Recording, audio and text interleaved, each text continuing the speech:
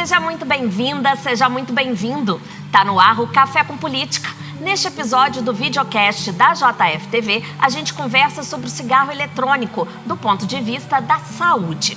Para isso, aqui hoje, a Fabíola Mafia Meira, que é médica pneumologista pela UFJF e professora na Universidade de Vassouras. A Fabíola atua na área de pneumologia e terapia intensiva em Juiz de Fora.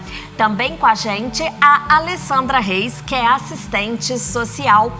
Ela é assistente social do Secopt, que é o Serviço Municipal de Controle, Prevenção e Tratamento do Tabagismo. Então, acompanhada de boas fontes aqui, tá na hora da gente pegar aquela caneca, tomar um café para ficar ligado enquanto a gente conversa de política no município.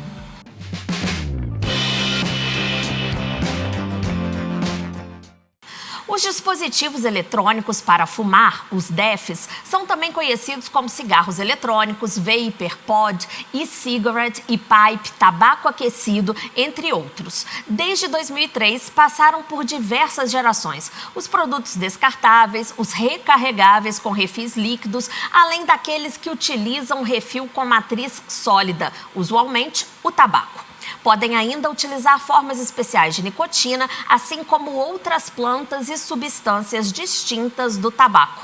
A comercialização, importação, armazenamento, transporte e propaganda de todos os tipos de dispositivos eletrônicos para fumar são proibidos no Brasil desde 2009. No entanto, a Comissão de Assuntos Econômicos do Senado pode votar em breve um projeto de lei que pretende regulamentar a venda e o consumo dos cigarros eletrônicos em todo o território nacional. Meninas, sejam muito bem-vindas, a Fabíola, a Alessandra. Primeiro eu pergunto para vocês, procede isso aí que eu disse, né? Vocês que não são da política ou do campo das leis, mas estão atentas a essa questão do cigarro eletrônico. Isso é fato, essa proibição que existe, mas uma iminência de permissão, um projeto de lei que está aí para ser votado na Comissão de Finanças do Senado Federal. E aí eu pergunto para vocês, depois do procede, para as duas, o que isso representa para a saúde pública brasileira, né? Caso esse PL venha a ser aprovado. Boa tarde, Maria Judite. Boa tarde, Alessandra. Boa tarde aos telespectadores e aos ouvintes. Então, Judite, a aprovação desse PL, né, na verdade, ele representa um grande retrocesso em tudo aquilo que o Brasil conquistou em relação ao combate ao tabagismo. O tabagismo, na década de 80, década de 90, nós tínhamos prevalência da população, né, tabagista em cerca de 35% a 40%. Quando começaram as informações em relação à doença que era transmitida, né, tinha relação com o tabagismo, as doenças pulmonares, cardiovasculares e outras, as neoplasias. E, com isso, a proibição das propagandas de incentivo ao uso do tabaco convencional, o que nós percebemos é que houve uma redução muito grande dessas taxas, né? E hoje, nos últimos 2 anos, a prevalência de tabagistas no Brasil está em cerca de 9%. Então, com certeza, tudo aquilo que conquistou, né, se houver a liberação da comercialização, da propaganda e do incentivo do cigarro eletrônico do Brasil, nós vamos perder. Por quê? Na verdade, o cigarro eletrônico ele não é isento de riscos à saúde. Ele foi criado em 2003, tem 20 anos, lá na China, né, com o intuito de contribuir para a cessação do tabagismo, mas o que, na verdade, o que acontece é que o indivíduo ou ele troca um vício pelo outro, ou então, nos jovens, já temos estudos que mostram que o cigarro eletrônico é porta de entrada para o cigarro convencional. Ou eles ficam com os 2 vícios, ou até migram para o cigarro convencional. Então, infelizmente, se houver a liberação, né, desse projeto de lei, 5.008, nós entraríamos aí num processo de retrocesso de todas as conquistas que tivemos até hoje. Sim, com certeza. Olha, Sandra, eu lembro, enquanto a Fabíola falava, eu estou lembrando aqui da minha infância, adolescência, eram propagandas maravilhosas que tinham de Marlboro, de não sei o que, olha o contrassenso, relacionadas a esportes radicais, a aquelas paisagens de paraquedas descendo, a elegância. Elegância, Fórmula 1. Né? Aqueles marca de cigarro estampada nos carros de Fórmula 1, né?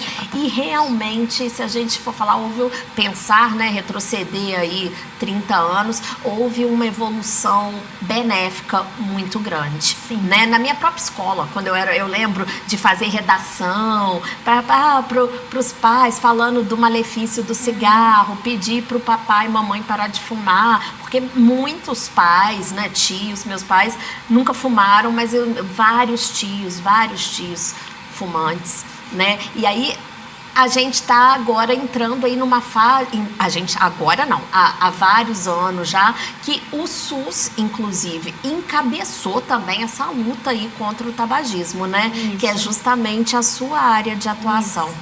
Boa tarde. É um prazer, né, estar aqui falando desse assunto, né, que é um tema muito importante quando a gente se fala de saúde pública, né? O tabagismo é a primeira causa de mortes, né, evitáveis no mundo. São são milhões de pessoas que morrem, né? E devido ao uso do tabaco. E aí qualquer forma de consumo do tabaco, ela vai ser prejudicial à saúde, né? E justamente o que a Fabíola falou, né?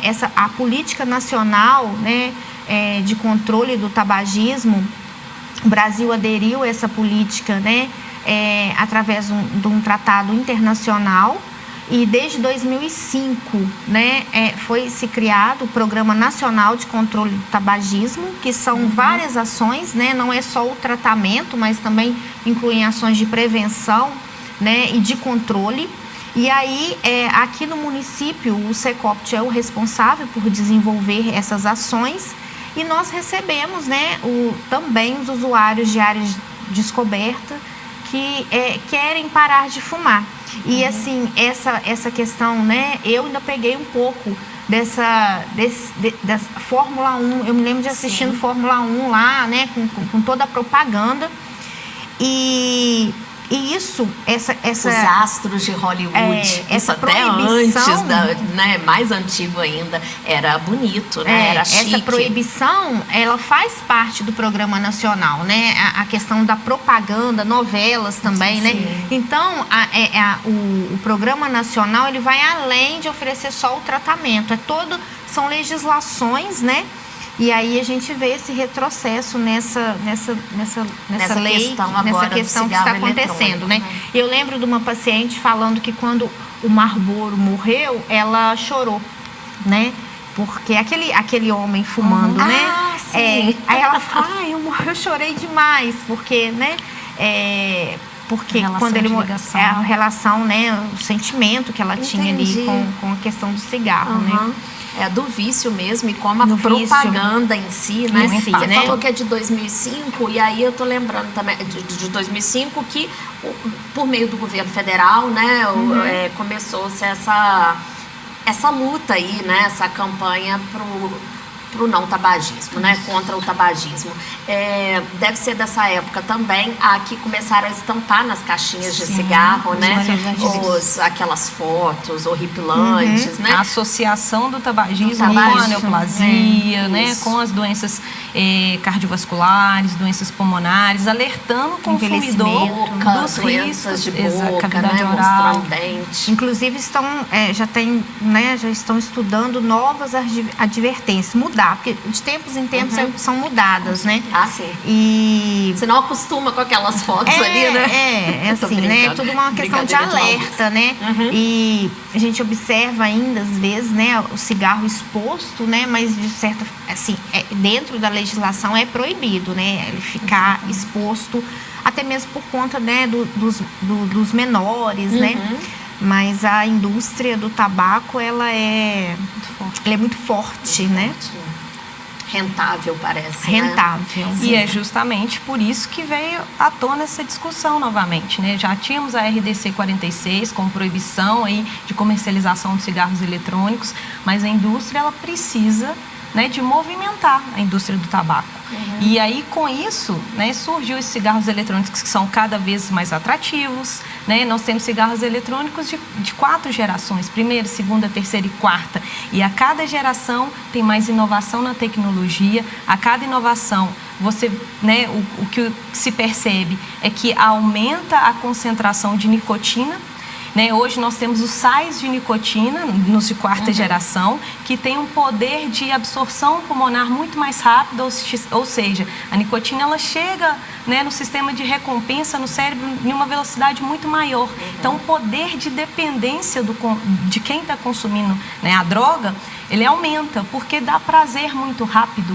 E às vezes, como a concentração, né, temos aí PODs que tem concentração até de 59 miligramas por ml, como a concentração é maior e a absorção é mais rápida, a dependência também vai ser maior e o prazer mais duradouro, né? Então, isso potencializa mais ainda o vício. E o que a gente observa é que a primeira geração, ele era um cigarro tipo convencional mesmo. Nós já, há um tempo, recebemos um usuário que ele falou, olha, ele até doou, né, para o serviço, para a gente fazer exposição, ele usando o cigarro eletrônico de primeira geração para tentar parar de fumar. Sim. E aquilo a gente observa que não atraiu tanto jovens quanto esses, os últimos, né? Eles são eu queria entrar bonitos, nisso aí, na eles são cheirosos, né? Um aroma, porque nós recebemos doações para fazer exposições. Então, assim, a primeira vez que eu peguei um cigarro eletrônico, se eu visse em qualquer lugar, eu ia falar que era um apontador que estava dentro, ou um pendrive que estava dentro de uma bolsinha. É colorido, né? Tem de rosa, vários né? formatos. Rosinha, azul, todas as cores, vários formatos. E outra coisa, como não existe combustão, né, não tem aquele cheiro, porque várias pessoas detestam o cheiro de cigarro, né? Eu, por exemplo, é um cheiro que me incomoda muito, me enjoa. Não gosto de ficar num ambiente onde tem gente fumando. Os pods, os vapes, o cigarro eletrônico no geral, eles não geram esse cheiro da combustão ali, né? E pelo contrário, eles têm essências, né? Menta, e eu acho que isso aí, jovem, o jovem que passa a utilizar igual como se estivesse comprando chiclete de hortelã e mascando chiclete lá fora. E aí, eu queria interromper um pouquinho aqui o nosso bate-papo para a gente assistir um vídeo justamente sobre essa população jovem, né, que vem consumindo muito cigarro eletrônico, que é um vídeo feito em parceria do INCA, Instituto Nacional do Câncer, com o Ministério da Saúde. Vamos assistir então, um videozinho de 1 minuto e meio. Todo dia ela faz tudo sempre igual. Preza pela alimentação saudável e leve ao amanhecer. Sua rotina é dinâmica e movimentada. Uma rotina que se repete quase todos os dias. O que ela ainda não percebeu é que esta disposição não é para sempre. Uma novidade pode parecer inofensiva, pode até ser doce como uma fruta, mas não é porque parece de boa que deixa de ser tóxico. Todo dia ela faz tudo sempre igual. Mas até quando?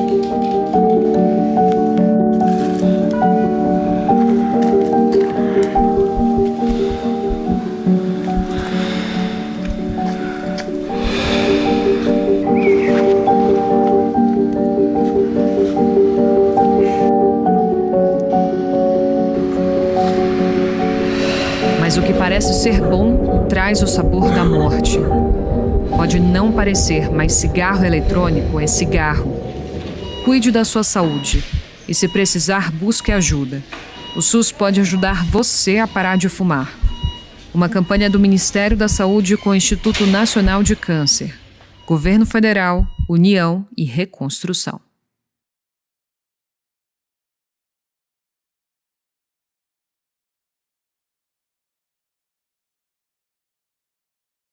Então, tá aí, né?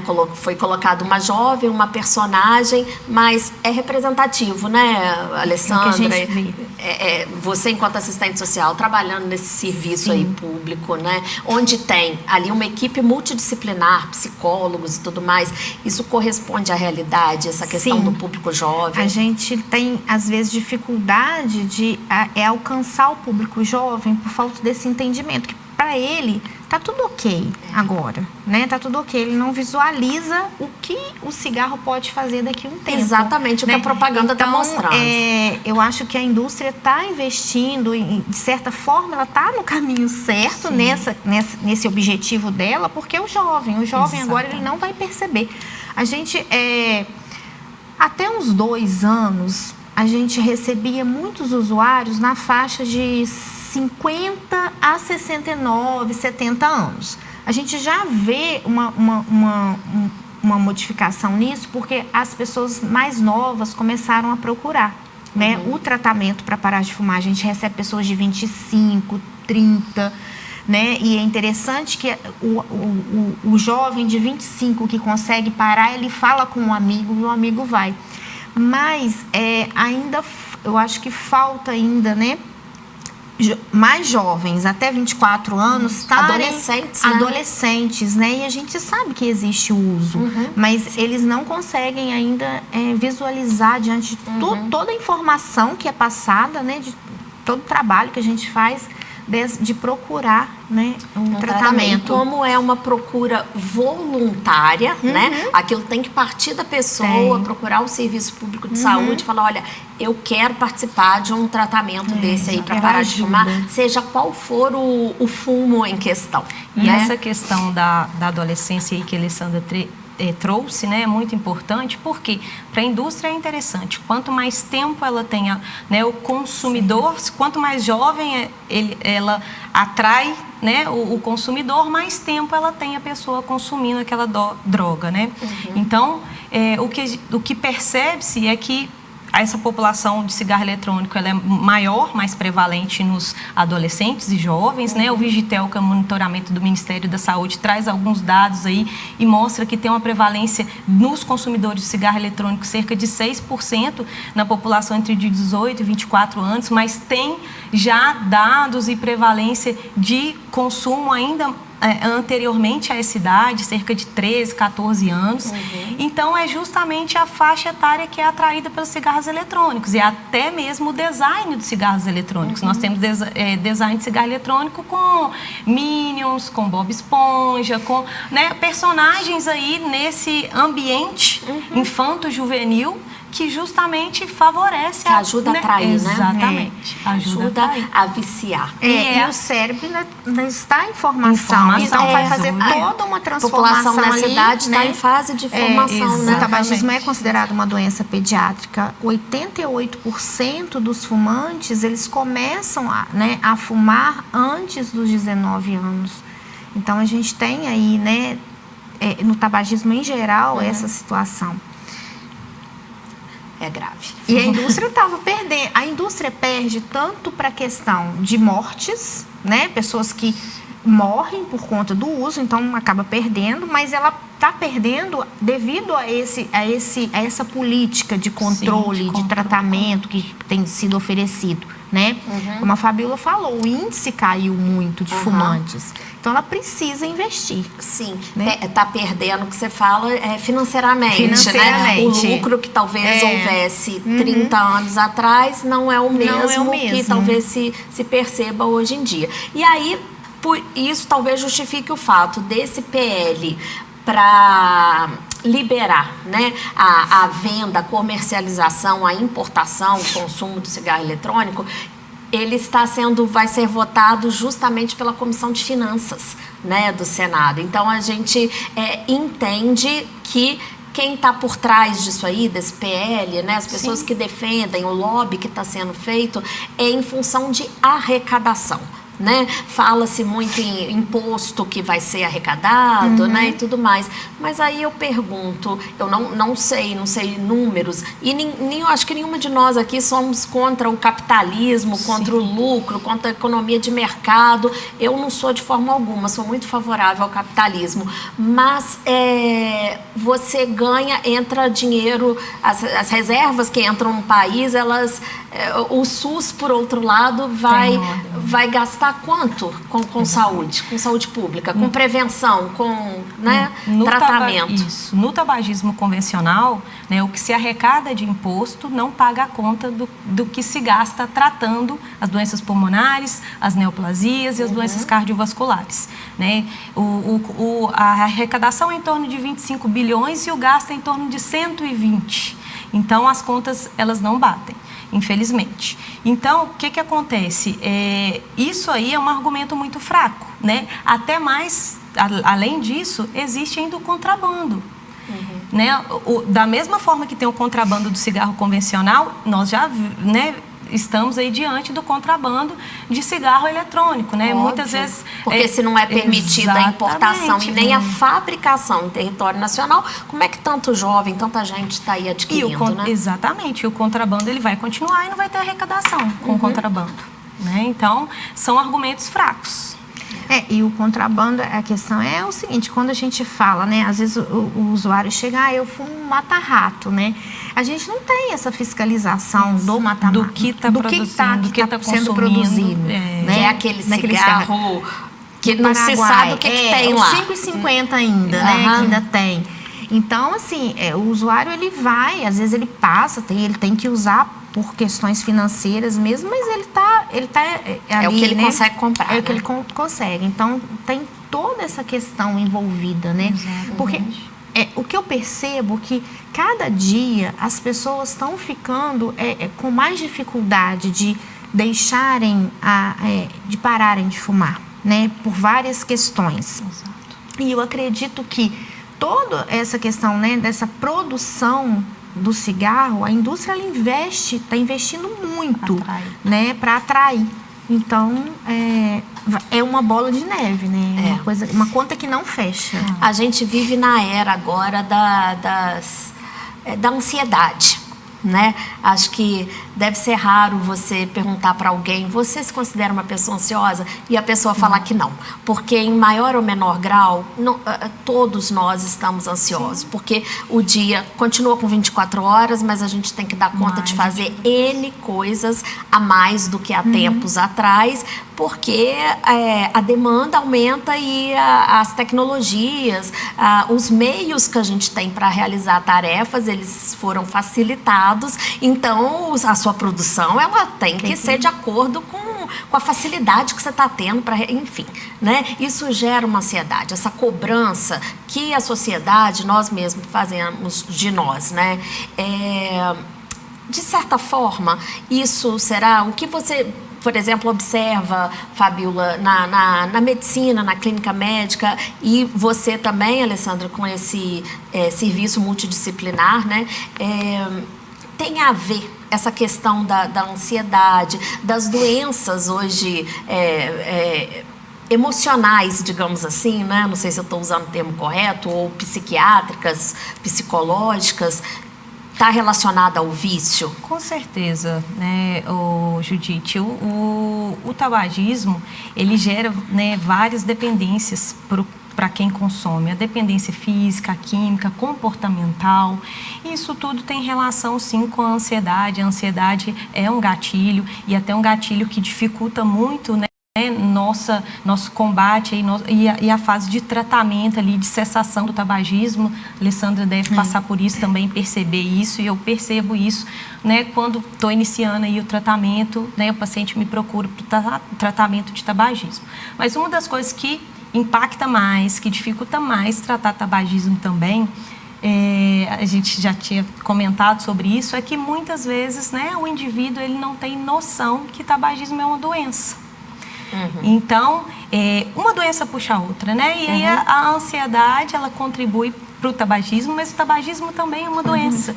E uma doença que é difícil de cessar se você não procurar o médico, não procurar uma terapia cognitivo-comportamental, porque precisa do tratamento, né, farmacológico, mas é fundamental o acompanhamento com a psicologia, com o terapeuta ocupacional, com assistente social, né, ter essa abordagem do contexto que o paciente está inserido. Então, as questões sociais, elas são importantes, mas o paciente também ele tem que reconhecer que o tabagismo é uma doença igual a hipertensão arterial. Quando ele tem um diagnóstico, ele não vai na farmácia sozinho comprar medicação, ele procura o médico.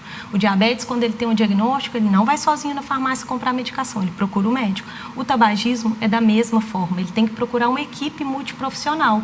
Para quê? Para compreender o contexto que ele está inserido e, a partir disso, nós podemos, né, ir tratando aquilo que está afetando, se for, né, uma ansiedade que está ali sendo o gatilho principal e o que está dificultando a cessação do tabagismo, né, de forma ali mais holística, nós podemos atuar em todos, né, de todas as maneiras. De repente falta até uma conscientização, né, que deveria ser feito por meio de propaganda política mesmo, né, a respeito de tratar o tabagismo de fato como doença, como você disse, é uma doença. E aí, eu perguntei disso da ansiedade, e porque sim, tem relação, né, esses problemas que a gente vive no século XXI, tem relação com vício, com qualquer tipo de vício também, mas não justifica, né? Não é, olha, é por isso, então tá tudo ok. Eu fumo porque eu fumo para eu não ficar doido, então tá tudo ok. Não, então aí eu acho que entra muito do serviço aí que a Alessandra faz lá no Pão Marechal, né? Que a saúde pública realiza, que é da pessoa tentar entender, né, Alessandra? Queria que você explicasse um pouquinho como que é o CECOPT, como que funciona, né? Quem tiver curiosidade for lá procurar o serviço vai encontrar o que exatamente? Então, o serviço, o CECOPT, nós atendemos os usuários de área de descoberta do município, né? Então, o usuário que tem UBS, ele vai fazer o tratamento na sua UBS. Caso não consiga, pode procurar a gente. Como que é isso? A procura voluntária, né? Às vezes ele até vai com um encaminhamento. O médico fala assim, você precisa parar de fumar, eu já quero mesmo, então eu vou. No momento que ele chega no serviço, ele vai ser acolhido. A primeira conversa com ele é porque a maioria chega falando assim, hoje mesmo eu atendi uma pessoa falando assim, eu não sei por que eu estou fumando, porque eu não sinto prazer. Sabe aquela pessoa que você tenta pensar assim, você tem um pouquinho de prazer em fumar? Não, eu estou fumando, eu não sei, eu não aguento mais. Então, a gente vai fazer essa conversa com ela para ela entender que ela tem uma dependência, que lá atrás ela começou a fumar por brincadeira e aí ela desenvolveu essa dependência. Nós vamos conversar com ela sobre os 3 aspectos do tabagismo, porque a dependência química, física, ela existe, porque ele ficou dependente de uma substância, que é a nicotina, que causa a dependência, que está, né, nos produtos contendo tabaco. A gente vai conversar sobre a questão dos hábitos, porque o tabagista, ele tem a dependência comportamental, que é aquele hábito, né? Bebi um cafezinho, eu fumo. Acabo de almoçar, ele vai lá, né? A gente brinca, acha que o cigarro é sobremesa. Mesmo que ele tenha fumado ali 15 minutos antes, né? Então, a gente vai tentar mostrar para ele que, olha, a nicotina é uma droga e ela vai ficar no seu organismo aí, a gente tenta trabalhar isso com ele por cerca de 2 horas, 1h30. Então, antes disso, você não precisa fumar. O que te leva a fumar? E aí ele vai começar a avaliar esses comportamentos. E aí, a questão de mudança de hábito. A gente trabalha muito a questão de mudança para hábitos saudáveis, né? Geralmente, as pessoas são sedentárias, né? Alimentação também, você faz uma reeducação, né, alimentar. Porque no processo de parada lá, a gente tem que fazer isso por causa do ganho de peso, que pode ocorrer além, né? Então, a gente faz isso. A questão que a gente observa, as pessoas muito ligadas, muita insônia, e aí a gente observa que a nicotina estimula junto com o celular ali. Então, isso às vezes a gente percebe na pessoa que para e que ela não tem ali nenhum problema de ansiedade, mas tem uma insônia, assim, e ela passa a dormir bem, né? Então, a gente vai trabalhar essa mudança de hábito.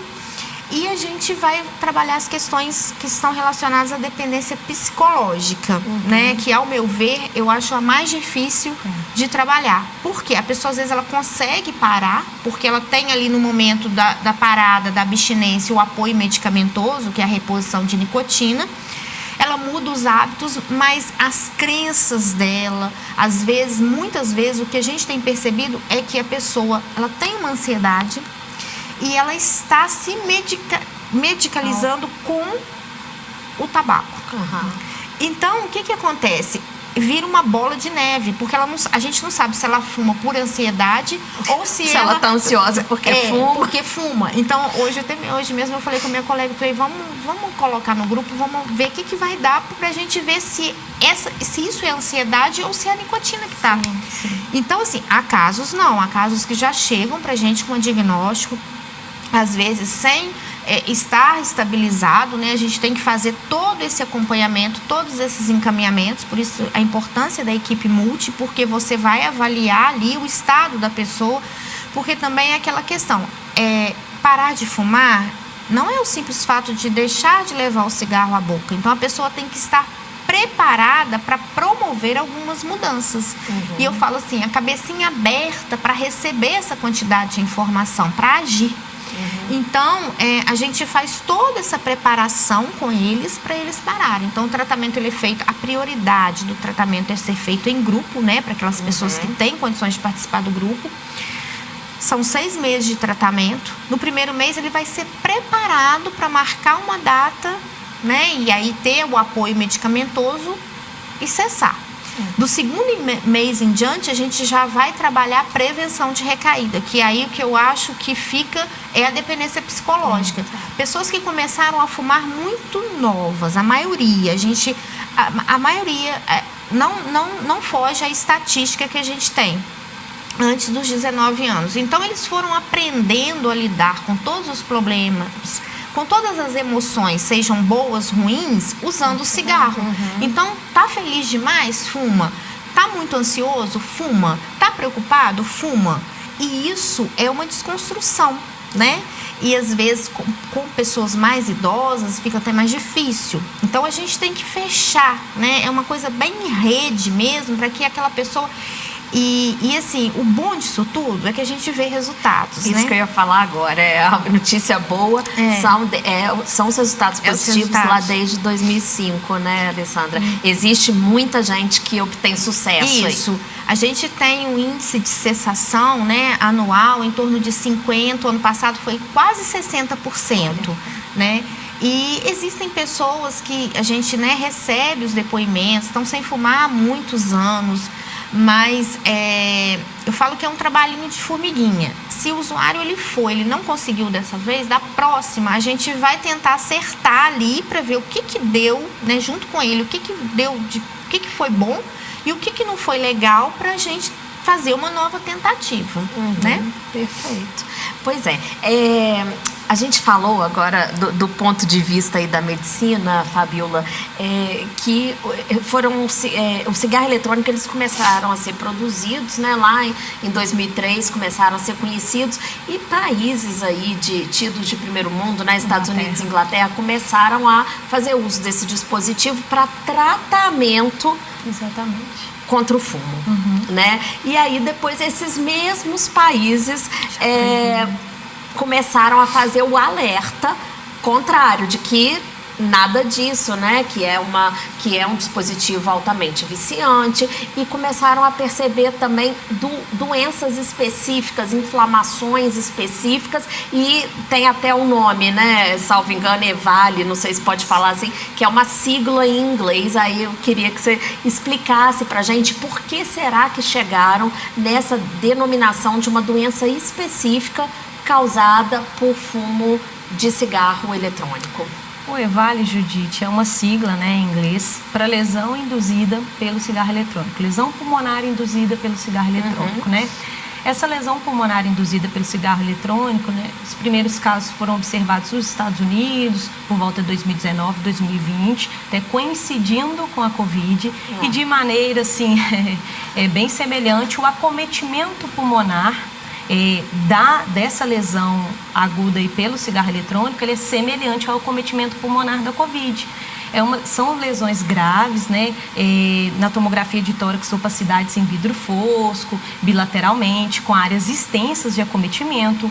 O indivíduo, geralmente, ele evolui com uma diminuição, né, uma hipoxemia, que nós chamamos, uma diminuição do oxigênio no sangue de maneira importante por causa do comprometimento pulmonar, necessita, na maioria das vezes, de terapia intensiva, de internação na UTI. O tratamento, não existe uma medicação direcionada para essa lesão, o tratamento é um tratamento de suporte, na maioria das vezes, né, oxigênio, conforme a necessidade, e a condução do caso na terapia intensiva. E, assim, é uma lesão aguda, que ocorre de forma rápida, né? Chegou a ser considerada epidemia nos Estados Unidos por um tempo, devido ao alto número de jovens que evoluíram com esses acometimentos. Aqui no Brasil não é raro vermos aí as notícias, né, nos blogs, nos sites, em relação a artistas, a influencers que apresentam essas lesões. E é o que se tem, assim, de mais grave até hoje na literatura. Como o cigarro eletrônico está no mercado há cerca de 20 anos, não temos ainda estudos muito robustos para falar em doenças propriamente ditas causadas por eles. Essa é uma das que nós já observamos, né? É claro que há relação, sim, com enfisema, DPOC, os pacientes asmáticos, neoplasia, porque a nicotina, né, quando ela é vaporizada no cigarro eletrônico, ela libera, assim como no cigarro convencional, as nitrosaminas, sim, que estão relacionadas, né, com o potencial carcinogênico aí e com o surgimento das neoplasias. Então, tem, sim, relação direta com neoplasia. O paciente que tem asma e fuma, né, vai exacerbar, usa o cigarro eletrônico, vai exacerbar a asma, e as doenças cardiovasculares em gerais, né? Hoje, com sais de nicotina, que são dos cigarros de quarta geração, com essa concentração maior aí da nicotina, as doenças cardiovasculares, elas estão, né, tendem a aumentar ainda mais com esse novo dispositivo que tem aí no mercado atualmente. O tabagismo passivo também. E o tabagismo passivo também, bem lembrado. Exatamente. O tabagismo passivo, que é aquela pessoa que não está fumando. Não é fumante direta, né? Que é quem se comporta, que convive. Com o tabagista ativo, que é quem consome o cigarro. Mas acontece, a pessoa pode ser um fumante passivo de cigarro eletrônico.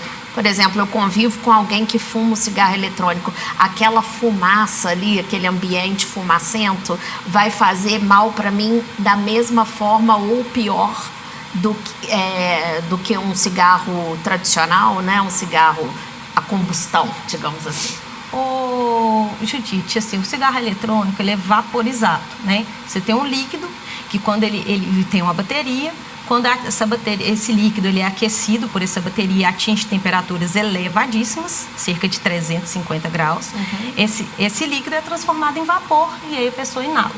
O cigarro eletrônico, o vapor que ele emite no ambiente, ele é muito menor, né? Não temos ainda, né, dados confiáveis para saber o impacto, passividade, exatamente, do impacto do tabagismo passivo, né? Mas porque no ambiente fica uma quantidade menor. A maioria das partículas são inaladas por quem está vaporizando, né? Então, para o usuário. Então, nós não temos ainda dados confiáveis em relação a isso. Mas certamente benéfico não é. Não é, né? até porque ele é proibido, né? Em lugares fechados, exatamente. coletivos. Pois é. A gente vai chegando aqui no fim do programa, mas tem um espaço ainda, assim, para, eu brinco aqui, as considerações finais, igual a gente fala nas audiências públicas.